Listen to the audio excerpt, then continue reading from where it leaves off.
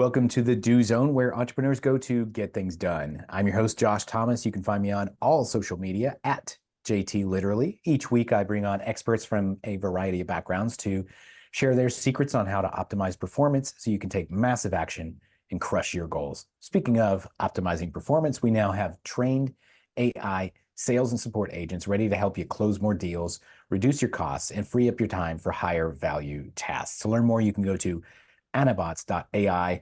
That's anabots.ai. Today's guest is Ashley Stanford. Ashley is the vice president and co-founder at Ice Cream Social. She's a digital marketing consultant and freelancing expert with more than 15 years of experience in the digital marketing space. She specializes in building strategic marketing plans, mapping strategy execution, and collaborating to optimize tactics that drive increased performance for clients, primarily in the events and entertainment space, but has extensive experience with medical device, healthcare, and finance technology sectors as well. Ashley, welcome to the Do Zone. Tell us something you believe is the key to getting stuff done that most people wouldn't think of. Hey Josh, thanks for having me. Let's see, key to getting stuff done. I'd say, in my opinion, making plenty of space in your life for the things that you love to do that have nothing to do with work, things that allow you to be creative. Yeah, I'm so guilty of not taking that advice. And every time I do, it rewards me 10x. And so I have my own story about that. But before I go into it, tell me why that's the answer you gave. Yeah, so I'm assuming most people listening right now, um, we're entrepreneurs running a business, and that tend to consumes you because I do think we love to work a little bit. We love what we do. We've got a passion for it. And in my life, I have been completely consumed by having an idea, getting it to market, executing, researching, optimizing. Like, I love all of it. It's a video game to me. But I just hit a point where I was feeling extremely fatigued. The joy, the passion wasn't there anymore. And, through lots of exploration, I learned that I needed more play in my life, which sounds obvious and easy. But I think sometimes when you're an entrepreneur, you want to optimize every minute in your life and think, how can I, do this to make more money? How can I um, just like better spend my time? Or one thing that I was guilty of for a long, long time, which I'm not sure if anyone's watching this via video or not, but you'll see a bookshelf Mhm. with lots of books, and a lot of them are business related. And I got in this habit of I'm not allowed to read anything unless it's business and self-help. And after a while, I got really burned out because you can only take so much self-help, so much business. Yeah, you can only And help yourself so much yeah, before you're like, I'm tired of getting help. I just yeah, want a little. exactly. Yeah. And honestly, unless you make room for life outside of business, there's no real way to apply all of this self-help unless you actually have a life outside of business. And so Right. I learned to, start organizing my day in a way that prioritizes things that I like to do, whether it's, making time for a hike or just, a Peloton ride or going for a walk or heading down to the beach or reading a book for fun, playing video games, things like that. And as I began to implement more of this in my life, prioritizing my schedule around things I enjoy doing outside of work, I realized it helped me become more efficient at work because I look forward to these activities and I want to make more time for them. But also, I'm always looking for ideas and optimization. And I have found that in doing things that I didn't expect, such as reading a book for fun, has brought crazy ideas of, who thought a fantasy sci-fi book would help me in my business, but it has.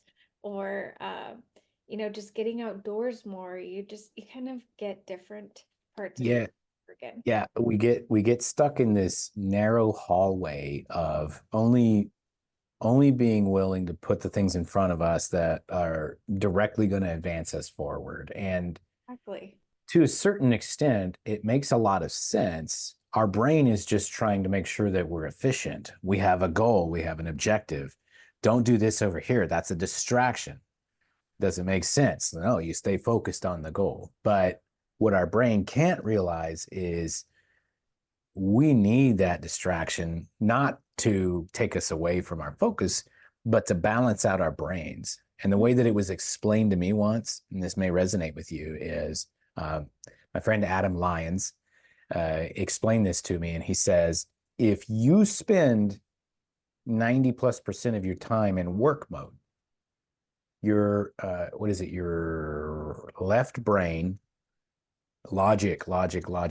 And your right brain, your creative side of your brain is like, hey, I want to play too. And you're like, no. And so you keep working. And then eventually your creative brain, just like a teenager that's being cooped up in his room, just rebels and says, all right, well, if you're not going to let me play, I'm going to wreck you and I'm not going to let you get anything done. Yeah, that's and so true. and the idea here is, well, you got to balance it. Same thing if you're just playing all the time and you're never working, you're never productive. Logic productive brain is like, come on, can't we get something done? Yeah, And eventually, if you don't give it something to do, then it's going to say, fine, well, I'm going to make you miserable while you're sitting there doing whatever you want. You're going to lose all of your enjoyment. yeah, And and it's that balance where they start working together and feeding off each other. That's kind of the optimal state. totally. Absolutely. I love that. Yeah, and I wish I could take credit for all these cool things I say, but I just steal them from other people. Yeah, I mean, doesn't everybody? So tell me, one thing that I know you really like to talk about is the idea of word of mouth marketing in a digital world. And I want to preface this. I was just having a conversation with a gentleman who runs a call center in Costa Rica. His name's Richard Blank, and he was a former guest on my podcast. And we were talking about post-COVID, everything kind of went work from home, digital. And he was lamenting on that, saying, gosh, we've lost something by not having this human touch. Everything's become digital, everything's become a screen, and we're almost not having that human interaction. We're craving that so much. And so, could you talk a little bit about why it's so important for somebody to say, hey, I went with this company and they were great, instead of seeing another ad on Facebook about it? Yeah. So early in my career, before digital marketing was as massive as it was, uh, I spent a lot of my time in people-to-people networking. It was something we learned early on in college. I joined groups like BNI, Business International. I don't know if anyone's heard of them, or I joined my local chamber of commerce in different cities, and I would go to all these different in-person meetings just to get to know other business owners and kind of network and trade business. And I really, really enjoyed that, word of mouth networking and getting to know people. And yeah, as social media came to the scene and exploded, things really changed, and especially after COVID. And in my career, I've done a lot of work in what we'll call influencer marketing. So everything from giving an influencer product for free in exchange for a post, all the way to paying a 15-year-old girl $100,000 for one YouTube video. And so the concept has always kind of intrigued me around this idea of influencers. And I've worked on the brand side, representing the brands, as well as the side of influencers, helping them negotiate deals. And a lot of it, really is kind of that networking. It's who you know. And when we started out in influencer marketing, and I really wanted to bring that aspect of people to people networking, because what I found is, unpopular opinion, maybe, every single person, even if they're not on social media, is an influencer.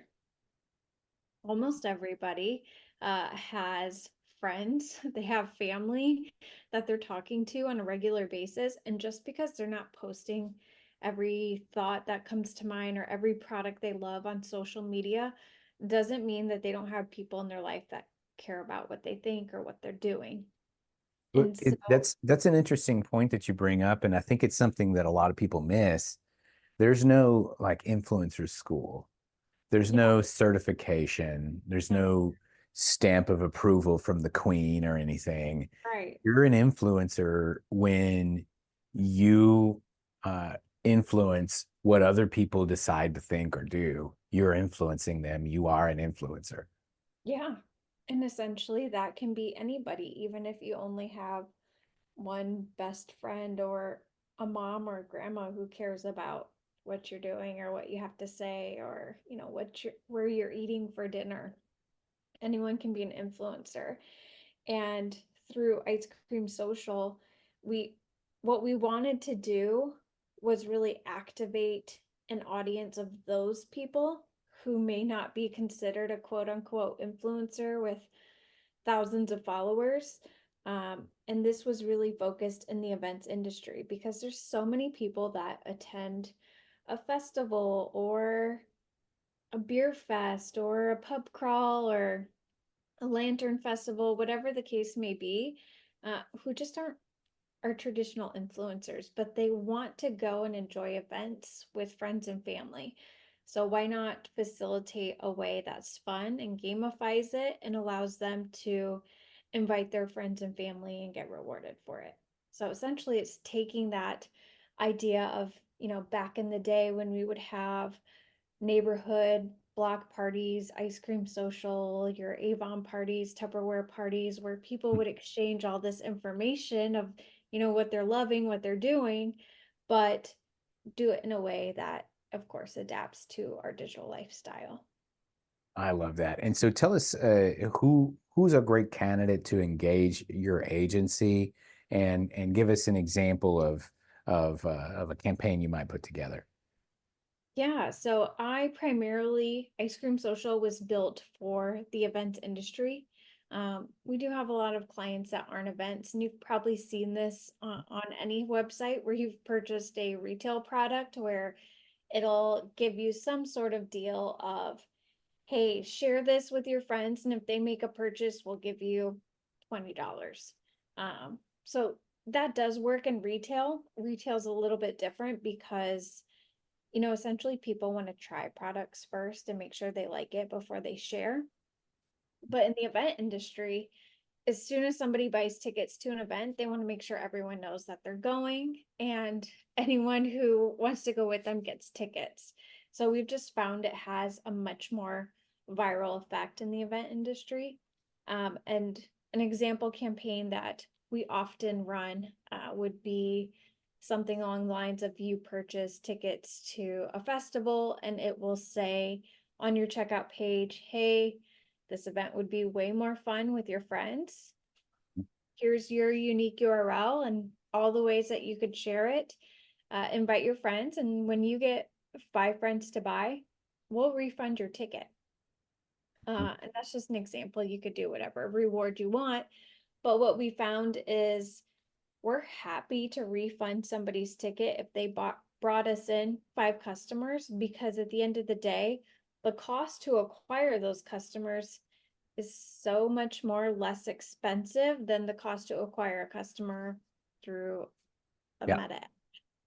Yeah, that makes a ton of sense. And that referral marketing, not only is it more effective, but it's more cost effective too. It's cheaper. Yeah. Yeah, and it's also what I've noticed, which wasn't originally an intention, but something we've been able to track, is it has this idea of playing really well in the sandbox with your other marketing channels like Facebook ads, email, SMS, because it's bringing traffic to your site, which won't always convert right away, but you're able to capture their email address or pixel them.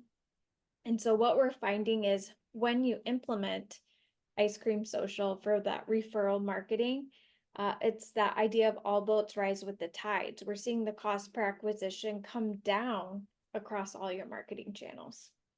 Hmm. And where can we go to learn more about what you do and connect with you? Sure. You can go to icecreamsocial.io and ashley-stanford.com. Excellent. Icecreamsocial.io. We're going to wrap up. Thanks for joining us on this episode of the Do Zone. And also, thanks very much to our guest, Ashley Stanford, Vice President. And for those of you who are looking to expand the reach of your events and get some kind of viral marketing going and word of mouth marketing to not necessarily replace, but to augment whatever you're doing digitally, you can go to icecreamsocial.io. For those of you who are out there on your morning commute, you're working out hard, it's leg day in the gym, or you're somewhere out in the field shoveling dirt, snap a selfie, tag me at JT Literally. Show me what you do while you're in the do zone. And one more time, if you're looking to boost your sales, cut your costs, and free up your time for higher value tasks, get yourself an Anabot. You can learn more by going to anabots.ai. That's it for this episode. Let's get to work.